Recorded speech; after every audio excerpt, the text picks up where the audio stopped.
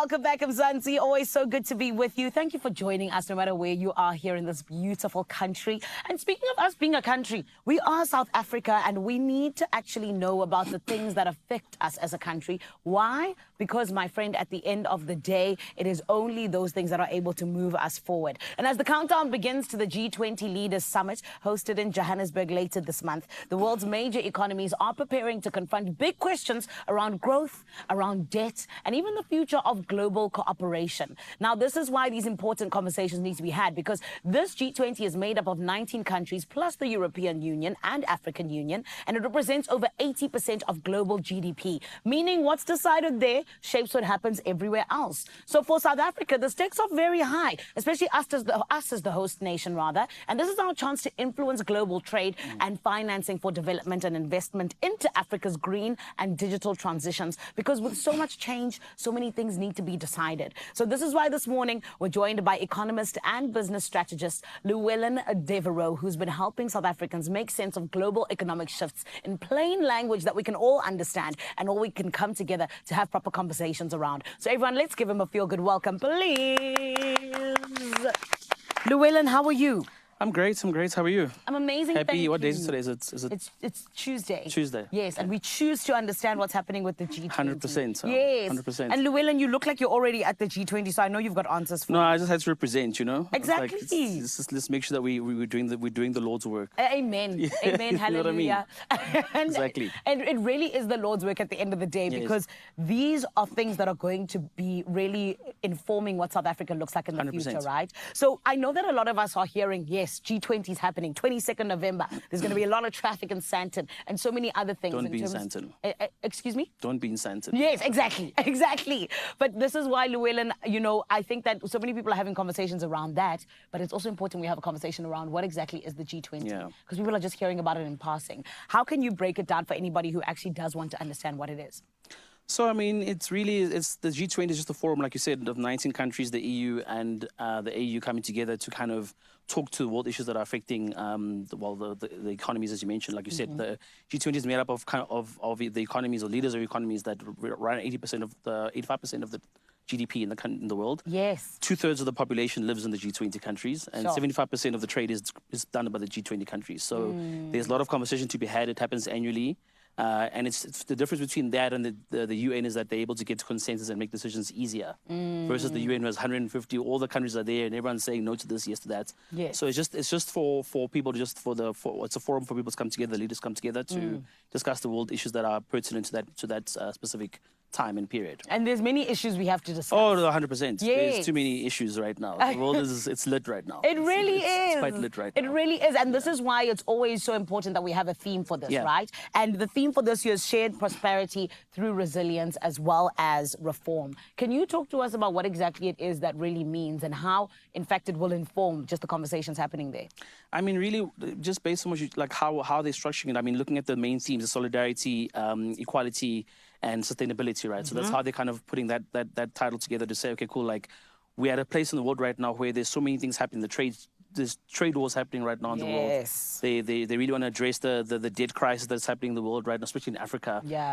Because South Africa is hosting, which is the first African country to actually host the G20 ever. Amazing. There's a lot of conversations for us to be had that have never been had before, because for the first time, well, the AU joined the G20 in 2023, so we're at the table right now, and I think it's an important thing for us to be at the table to talk about the things that we wanted to talk about, because before that, if you're not at the table, no one's going to be talking about or caring about what your interests. You know what I mean? So I think that's how the title is kind of the theme of how they put that together to say, guys, let's really have the conversations that we need to be having as developing nations, especially. Yes, and I do know as well, Llewellyn, just in terms of us sitting down with you, we're here to learn, and I didn't even know that South Africa was the first African country to actually host the G20. It's never been hosted in the country. There was something happening before with the ministers of finance in 2007. There was some crisis happening there that they had, but it wasn't full on G20 like it is right now. Oh my goodness, this is huge, and that's the thing. I don't think we all understand the magnitude of what's happening. This is like happening. World Cup again, once again. That's crazy. It's the World Cup of like politics. Yes, thought it is. I love that. Okay, Llewellyn, I'm glad you're not going anywhere, because we have a little bit of a part two with you. And Mzansi, we do always need to understand what it is that is not just happening in our country, but all across the world. I know some people are like, I'm not into politics. I don't care about the economy, Sana. It affects you. So this This is why we need to have these conversations. You got to make sure you stick around because part 2 is coming up where we delve a little bit more into what exactly we can hope for when it comes to the G20 and what our responsibility as the host country is. But right about now, you need to make sure you do not go anywhere because we got to head on over to Cape Teasy, Fo Sheezy. My gorgeous girls over there, are you guys still good? What's happening that side? It's my feel-good breakfast show. Oh, yes, that's exactly where you are right here on S3, and it is so good to be with you, Mzansi. And we're back with economist and business strategist Llewellyn Devro for part 2 of our G20 Summit preview, because earlier on, we looked at the global stakes and South Africa's role as host, right? But now we need to bring it home, because what could the outcomes mean for jobs, inflation, investment that's happening here in our country? And how can us as ordinary South Africans read between the lines of global diplomacy to see what's in it for us, right? But more than anything else, I'm also just like, friend, we need to start having these conversations. Which is why, Llewellyn, then I need to ask you, what exactly is it that is our responsibility as the host country, particularly when we talk about the opportunities that we possibly have in terms of being able to steer these conversations in the right way? I think for us, because we're representing the continent, that's a very important thing for us to do, because I think the moment we get the continent correct, things start to change for us, Yes. So a lot of the conversations they want to have right now is, like, once again, it's really about debt restructuring, you know what I mean?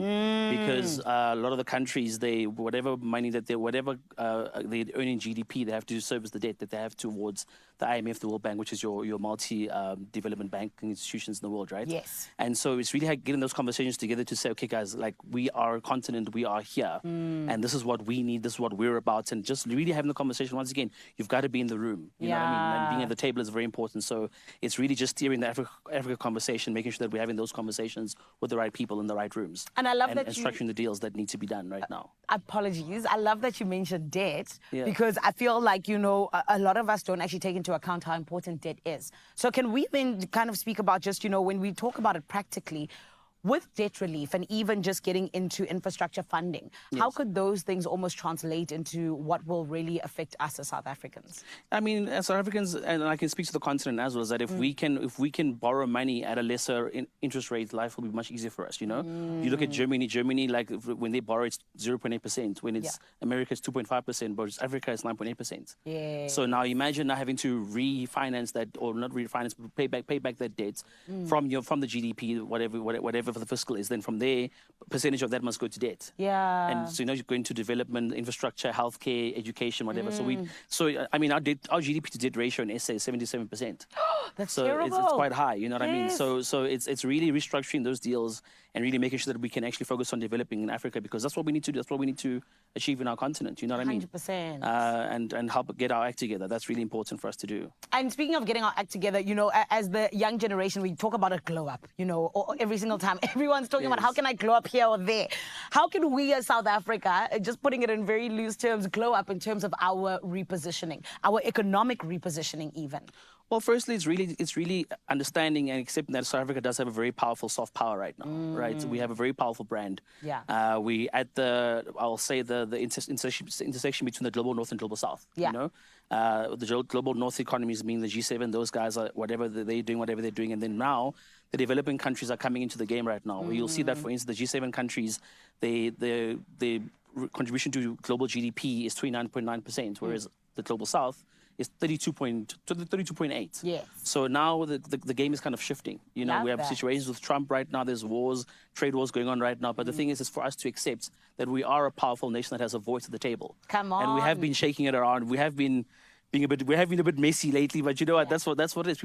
That's what being a powerful soft power is. And I think we have to own that and really steer that. And that's really what we have that we can actually contribute to global peace, to having conversations that need to be had with the countries that aren't in the rooms. That's so beautiful, especially because I remember how, 10, 15 years ago, South Africa, yes, we were still getting there, but we didn't have that soft power that you're talking about now. We were being led by everyone else. So the fact that we do have a seat at the table, it's so exciting. It's very important. Yes. Being in the room is very important. 100%. But let's talk about the room and what promises are going to be made, because yes, we're going to be told nice things about debt relief and economic repositioning, and all of these different things are going to be said, in terms of what exactly it is that people want to do.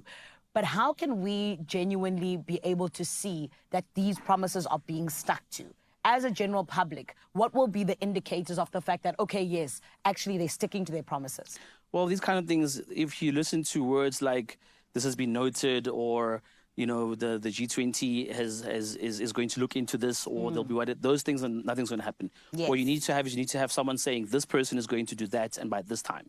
So you have a clear person you have accountability, and you've got a deadline. So if they say by March we have to have done a report to show A, B, C, D, E, those are the kind of words you want to look for, versus just saying, okay, we've taken this into it. Because remember, next year this thing's moving to the US, and based on how things are between SA and USA right now, you can imagine that this administration, that is in place, is going to literally probably destroy everything that's been put in place because the last 4 years have been Indonesia, India, and Brazil last year. These are all developing economies, but now USA is not coming to the G20, and we have to hand over to them at the end of the year. So it's going to be very touch and go to see exactly what happens. Because it's a power play between geopolitics right now. So it's going to be interesting to see what it is. But the main thing is accountability and deadline. I love that. Yeah, those are what you want to hear. Llewellyn, as we wrap up very quickly, what is one headline that we should hope for as South Africa to see post the G20 that will allow us to know that, yes, we won in that room?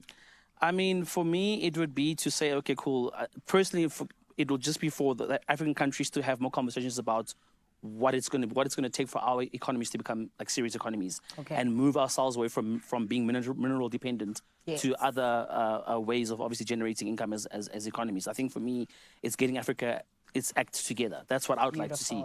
And if the world wants to help us, so be it. But I think we have to be self-reliant. I think that's what I want to see from this G20. Incredible. Llewellyn, thank you so much. It's a pleasure. I'll see you at the G20. No. Security clearance. Not security clearance. It's true. It's true. And Mzansi, you heard it from Llewellyn. We said that you mustn't be in Sandton on the 22nd of November because it's going to be absolutely crazy with so many delegations coming from different parts of the world. But it's so exciting to find ourselves just in terms of where we are as a country, as you heard from Llewellyn, having that soft power. So a very big thank you to you, Llewellyn. It's a pleasure. We appreciate it. Thank you, guys. And thank you to you, Mzansi, for coming on through, because Llewellyn was, of course, giving us a real sense of what's at stake and what the G20 is really than just more than a photo op. It's where power, policy, and partnership meet. And South Africa's moment to really lead on the global stage, which I think is so exciting. And we're going to continue tracking the developments just for you and for me in terms of what is going to be happening when our world leaders do gather later this month right here in Johannesburg. Right about now, though, speaking of world leaders and the globe, let's take a look at what's happening all around the world in the news with the gorgeous Kuhle Adams.